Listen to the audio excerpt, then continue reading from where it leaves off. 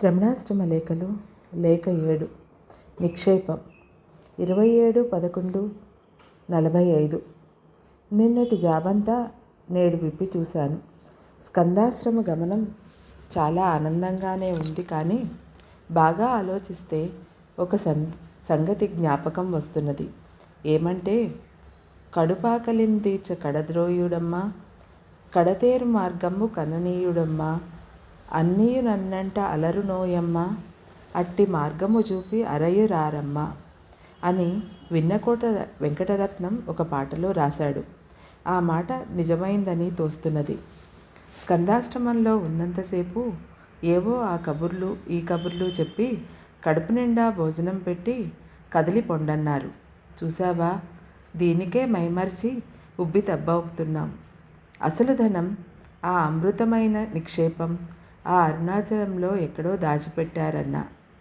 ఆ నిధిని వెతికి కనుక్కోకుండా పులిహోర పెరుగన్నం పెట్టి మత్తు చల్లినట్లు మరపించారు సుమా. ఒకళ్ళైనా నోరెత్తి ఆ మాట అడగలే. అయితే లోపం మాదేలే. ఇది కాదయ్యా మాకియ్యవలసింది. ఏకరసమగు ఓగిరం వేరే ఉంది. అది కావాలని అడిగితేగా. అడగనిదే అమ్మైనా పెట్టదంటారు. ఏదో కావాలని అడగడమే సనగడమే కానీ బాగా ఆకలై ఆర్తితో అడిగితే ఆ అమృతమైన విజ్ఞానహారం ఆరగింపు చేయడా అందరికీ కరుణాపూర్ణ సుధాబ్ది కదా. అడగడం చేతకాల నాకు. వారిదేం పోయింది? సొంత ఇంట్లో లాగా అరుణాచలంలో తన నిక్షేపం గుప్తంగా దాచుకున్నారు. ఎంత చిత్రం అనుకుంటున్నావు? మహాత్ముల లీలలు. సదా కిటికీలలో నుండి చూసుకుంటూనే ఉంటారా నిక్షేపాన్ని. కనురెప్పపాటు కాలమైనా మరువరు సుమా. నాలాంటి వాళ్ళకి ఆ నిక్షేపాన్ని కనిపెట్టుట సాధ్యమా?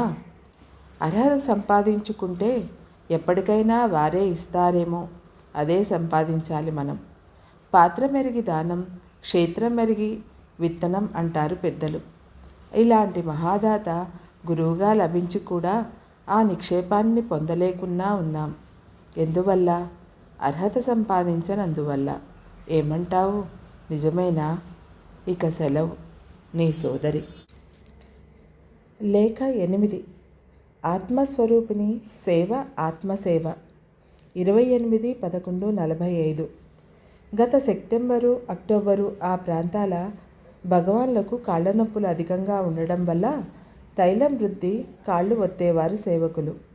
మిగతా చొరవగల భక్తులంతా అరగంట చొప్పున వంతులు పడి కాళ్ళు ఒత్తడం ప్రారంభించి సమయాతిక్రమణ ప్రారంభించారు.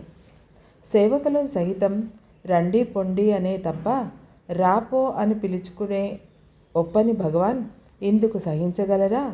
ఖండించి వదలనుట వారి పని కాదు. అందువల్ల చలోక్తిగా, మీరంతా కాస్త ఆగండయ్యా, నేను కాసేపు ఈ కాళ్ళు ఒత్తుతాను, నాకు మాత్రం ఆ పుణ్యం కొంచెం రావద్దు అని వారి చేతులు తొలగించి తామే కాళ్ళు ఒత్తుకోవడం ప్రారంభించారు. నాకు చాలా విచిత్రంగా ఉండడమే కాకుండా ఏ నరాల్లోనైనా శ్రీవారి పాదాలంటి నమస్కరిద్దామన్న కోరిక ఉంటే దీంతో పూర్తిగా నశించిపోయింది. శ్రీవారి మాటలే చిత్రంగా ఉంటవి. ఆ పుణ్యం కొంచెం వారికి కావాలట. రవ్వంత సూక్ష్మత గల వారికి ఇంతకంటే హెచ్చరిక ఏం కావాలి? ఆ రోజుల్లోనే ఇక్కడే నివాసం ఉంటున్న రిటైర్డ్ జడ్జి పండిన వృద్ధు ప్రతాప పరాయి దేశాయి అనేవారు భగవాన్ని సమీపించి, స్వామి, నాకు కూడా గురుపాద సేవలో భాగమివ్వాలని అన్నారు. ఓహో, సరి ఆత్మావై గురుహు అన్నారు. ఆత్మసేవ చేసుకుంటే గురుసేవ చేసినట్టే. 70 ఏళ్ళు దాటినవి, మీరా నాకు సేవ చేసేది? చాలు, ఇకనైనా ఆత్మసేవ చేసుకోండి.